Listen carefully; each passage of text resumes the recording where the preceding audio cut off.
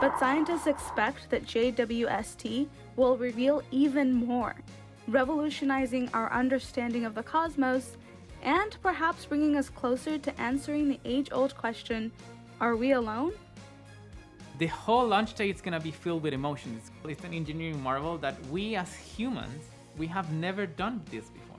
I feel very nervous, but excited, and just ready to go.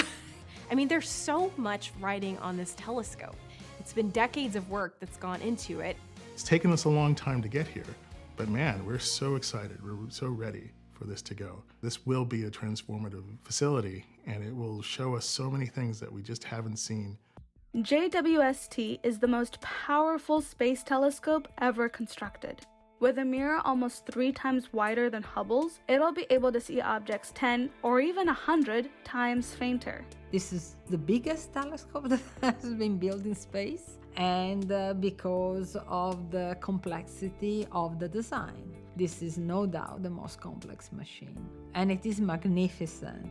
JWST's mirror is 21 feet wide and made up of 18 different sections that fold up tightly for launch, like origami, and will need to unfold perfectly once in space. We're not just talking about having to develop lightweight mirrors, but we need 18 of them. They all have to match each other, such that they can be aligned to a degree of accuracy that's, about a 10,000th of a human hair.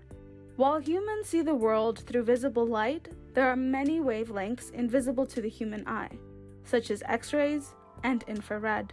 Sensing infrared light, which can be detected in the form of heat, JWST will be able to peer through dense clouds of space dust that block visible light, so it can reveal previously hidden secrets of the universe, like early galaxies over 13.5 billion years old and the formation of stars and planets. And because JWST is an incredibly sensitive infrared telescope, its scientific instruments and detectors need to be kept at extremely cold temperatures to suppress infrared background noise and function properly. To help JWST keep its cool, scientists built a sunshield about the size of a tennis court, nearly 70 feet across when deployed. Radiation from the sun travels through space. It doesn't care about the fact that the telescope is far away. And so we have to keep the mirrors and the instruments in constant shade, and that's what the sunshield is for. About 5 days after launch, they'll start to expand the sunshield. Once that's complete, about 10 days after launch, they'll start to unfold the mirror. It'll take 30 days and 1 million miles for JWST to reach its destination. Then it'll start the 6-month cool down and calibration process. If all goes according to plan, JWST will commence its scientific operations in June 2022. And scientists are excited to see what it finds out about the early universe in the first galaxies. All right, friends and family. Hope everybody's staying safe out there. Hit that like button, hit that notification button. Also hit that subscription button to help me build my subscription base. Let's do it. This Webb Telescope. For all of y'all out there like myself, that I love keeping up on technology innovations. This Webb Telescope right here is a little bit different. And with everything else we got going on in our lives right now, this right here is kind of exciting for the science community. And a lot of us that aren't science aficionados. But what bothers me about this, what's exciting about it and what bothers me about it is what all is going to show us. Because they're saying that they can see back billions of years, which I understand the premise of how the telescope can do that. I have no doubt it can do that. I also have no doubt it'll let us know if there's anything out there other than us. I personally believe that we're not the only ones out here existing in this whole thing we call a universe. But it's interesting that these 3 companies have been working on this project for 25 years, $10 billion. So it's exciting to see what this telescope is going to show us out there.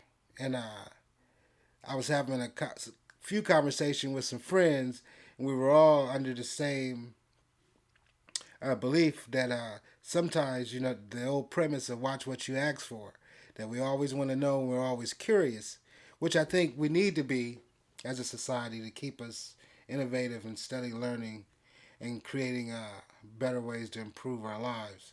But $10 billion would have fed a lot of hungry kids and hungry adults and housed a lot of homeless people. But this is where they chose to use the money. I digress. But keep up on what this telescope is doing right now. It's almost a 500,000 miles away from Earth at this point where we speak, as I'm speaking to you, as I'm podcasting. And so it's kind of exciting and it's kind of crazy what this thing is going to show us. Because are we prepared to be looking back at somebody looking at us through this telescope millions of miles away? I mean, we kind of know it already, but it's one thing to believe it. It's another thing to know for sure.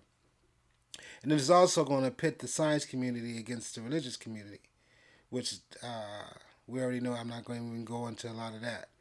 But with the belief of how the earth was created. So it's an interesting thing. But keep up on what's going on. If you Google on or search on YouTube Webb Telescope, you'll see its progression. And it's going to take about another 14 days for it to get to where it's going to orbit the Earth.